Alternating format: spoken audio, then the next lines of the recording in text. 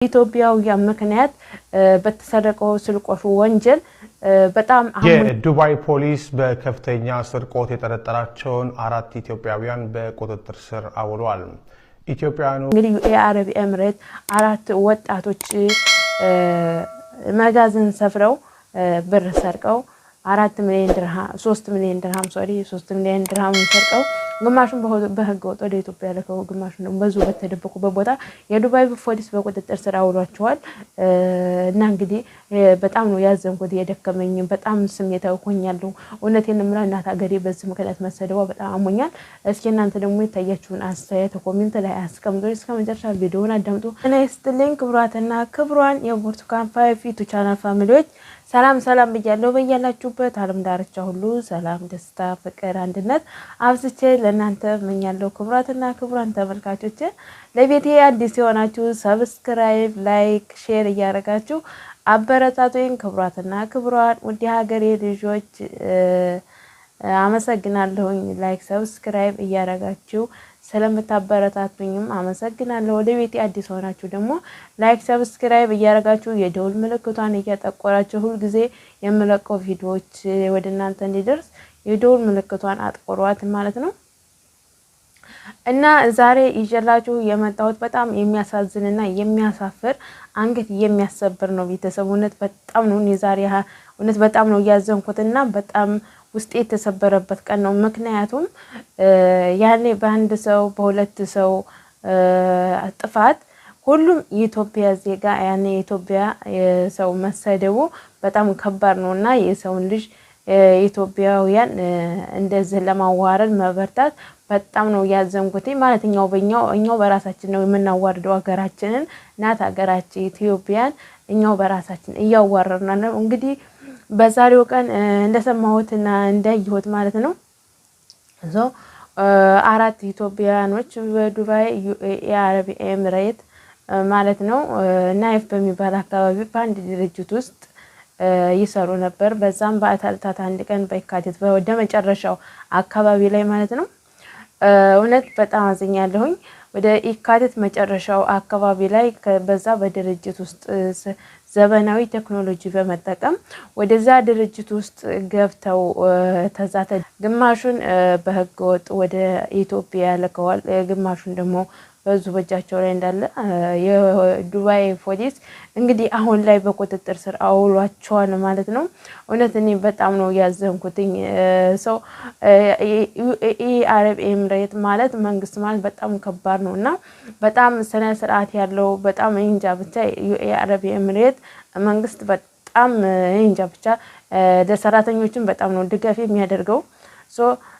ዝጋ ወንጀል ሰውቶ ወዲትም ማምለጥ ወዲትም ሄድም አይቻልም። ነገር ግን ታገር የለመደ ምንድነው የለመደ ጦጣ ሁሉ ጊዜ ፈርጠጣ ይባላልና በሀገር ውስጥ የለመዱትን ነገር እዚህ መተው ፈጽመው በአሁን ላይ የዱባይ ፖሊስ በቁጥጥር ስር አውሏቸዋል ማለት ነው።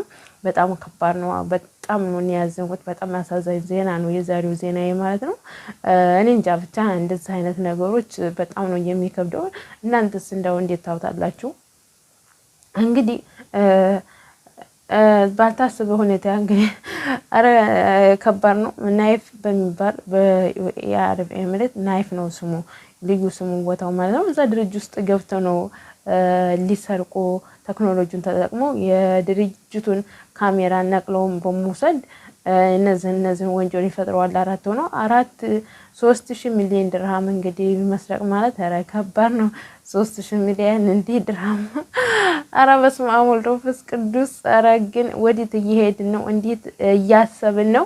እኔ ራሳችንን በራሳችን አንዳንድ ጊዜ ብንገመግም እኔ ምለው እግዚአብሔር አምላክ ለኛ ሙሉ አክላት ሞልቶ ስለሰጠን ማያ መዳሰሻ ማስተቻ ብዙ ነገሮች እግዚአብሔር አምላክ አሟልቶ ሰጥቶን እኛ ግን ይቺ አመል አለቅ ብላን በየሄድንበት ሀገር እየተልከሰከስን እንደገና ደግሞ ሀገራችንን ማሰደብ ማለት ከባድ ነው እውነት። ኢትዮጵያ ዜጎች እንደዚህ ሰርቀው እንደዚህ ተያዙ ብሎ ዜና ላይ መውጣት ማለት ከባድ ነው እውነት።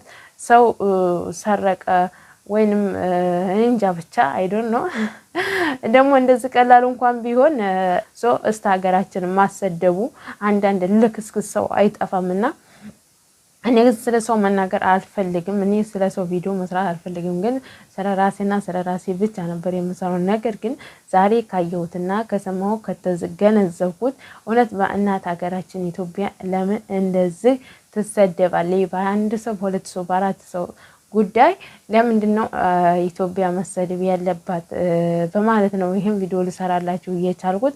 ክብራትና ክብራን ተመልካቾች ያላችሁን አስተያየት ደግሞ እናንተ ኮሜንት ላይ አስቀምጡልኝ። የማስተካከላቸው ነገሮች አሉ። አይ እነዚህ እኮ ተገቢ አይደለም፣ እነዚህን ቃላት መጠቀም የለብሽም ነበረ ብላችሁ እናንተ ደግሞ ያላችሁን አስተያየት በኮሜንት መልሱልኝ ማለት ነው። ለኔ በጣም ከባድ ነው እውነት። እኔ ሀገር መሰደብ ማለት እኔ ሀገሬ ከምሰደብ እኔ ብሞት ይሻለኛል።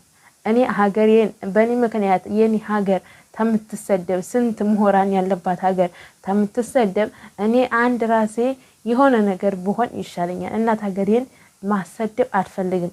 እኔ የራሴ ነው የራሴ ፍላጎትና ምርጫዬ ነው።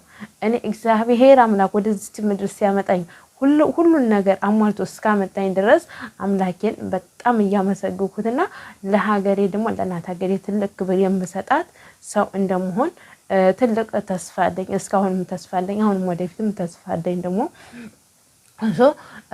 እንደው አሁንም ቢሆን እንደዚህ አይነት የእጅ አመል ያለባችሁ ሰዎች እባካችሁን፣ የእጅ አመል ያለባችሁ ሰዎች እባካችሁን እጃችሁን እዛችሁ ተወልዳችሁባት ሀገር ማለት ነው ተወልዳችሁባት ሀገር እጃችሁን አጣጥባችሁ እጃችሁን በደንብ አጣጥባችሁ መርመራችሁ አስባችሁ አገናዝባችሁ ምንድነው የምናደርገው? ሄደን ምን ልንሰራ ነው? ሄደን እንደ የማዳም ቅመሞች እንዴት ነው የተለወጡት የሚለውን ማዳም ቅመሞች ለምን እንደዚህ ያለ ጊዜያቸው አረጁ?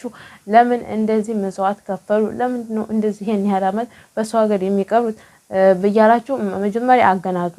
እኛ በሰው ሀገር ይሄን ያህል ዓመት ጊዜያችንን የምናቃጥለው እኛ ራሳችንን እናት ሀገራችንን ማሰደብ አንፈልግም። እኛ ማሰደብ አንፈልግም። የወደፊትም ጥሩ ዓላማ ስላለን ራሳችንን ግዛችንን ሰዓታችንን ሁሉ ነገራችንን መስዋዕት ከፍለን በሰው ሀገር የምንኖር ጅግኖች እንቁዎች የማዳም ቅመሞች እንቁዎች ማለት ነው። እንደዛ ነው እምላችሁ። ስንት ብዙ ነገር አለ እየታመምን ምን እያልን ከባድ ነው ህይወት ከባድ ሆናት እንኳን በሰው ሀገር ማለት ነው። በራሳችሁ በምትኖሩበት ሀገር ራሱ ይከብዳል። በእነዚህ በሌቦች ምክንያት ቪዲዮውንም ያው እንግዲህ ግማሹንም በማላስገባላችኋለሁ ማለት ነው። በጣም ነው እንጃ ብቻ። የዱባይ ፖሊስ በከፍተኛ ስርቆት የጠረጠራቸውን 4 ኢትዮጵያውያን በቁጥጥር ስር አውሏል። ኢትዮጵያውያኑ ገንዘቡን ግማሹን ወደ ሀገር ቤት ልከውታል ተብሏል። መረጃውን በአጭሩ ልንገራችሁ። ከስፍራው እንደተሰራጩ መረጃዎች ከሆነ እነዚህ ኢትዮጵያውያን በናይፍ አካባቢ በሚገኝ አንድ ድርጅት ውስጥ ዝርፊያ የፈጸሙ ናቸው። የድርጅቱን ካዝና ሰብረው 3 ሚሊዮን ድርሃም መዝረፋቸውን የገለጸው ፖሊስ ከዚያም የድርጅቱን የደህንነት ካሜራ ነቅለው መሄዳቸውን አስረድተዋል። ይህ ዝርፊያ የተፈጸመው የዛሬ አራት ቆሻሻዎች ማሰደብ ትልቋን ኢትዮጵያን ማለት እስኪ ለእናንተ ምን ይመስላችኋል? ቤተሰብ እስኪ ይሄን ቪዲዮ የምታዩ ሁላችሁም ማለት ነው ስለዚህ ጉዳይ አስተያየታችሁን ኮሜንት ላይ አስቀምጡልኝ። ሰወዳችሁ እውነት እኔ በጣም ነው ያዘንኩትና በጣም ነው የተሰማኝ፣ በጣም ነው ያንገበገበኝ። ሙሉ አካላት እያላችሁ እንግዲህ ይሄን እንዲሰርቁ የገቡት መቼም ሀላት ጎድሎ ወይንም አይነ ስውር ወይንም የተቆመጡ አይደሉም። ሙሉ አካላት ያላቸው ናቸው። እንግዲህ መጋዘን ሰብረው በቴክኖሎጂ በመጠቀም ስርቆሽ የገቡት ማለት ነው። ተዚህ ሀገር ደግሞ እንኳን ይሄን ያህል ድርጅት ገብተው ሰርቀው አይደለም ይችን ታህል ቆሻሻ ጥፋት ብትሰሩ ወዲትም አትሄዱ። ለደቂቃ ዞር ማለት አትችሉ። ወዲትም ማምረጥ አትችሉ። የዚህ ሀገር መንግስት በጣም እንጃ ምን ልበላችሁ፣ በጣም ጥሩ መንግስት ነው። በጣም ነው በጣም ከባድ ነው ከምር። እኔ ግን በጣም ነው ያዘንኩት። እኔ እንደኔ የተሰማው ሰው አለ? እስኪ ማን ነው እንደኔ የተሰማው ማለት ነው እኔ በጣም ነው የተሰማኝ በጣም ነው የተናደድኩት በቃ ተሰማ የሆነ ራሴን በራሱ የሆነ ራሴን በራሱ መቆጣጠር አልቻልኩም በጣም ስሜታዊ ሆንኩት በጣም ስሜታዊ አርጎኛል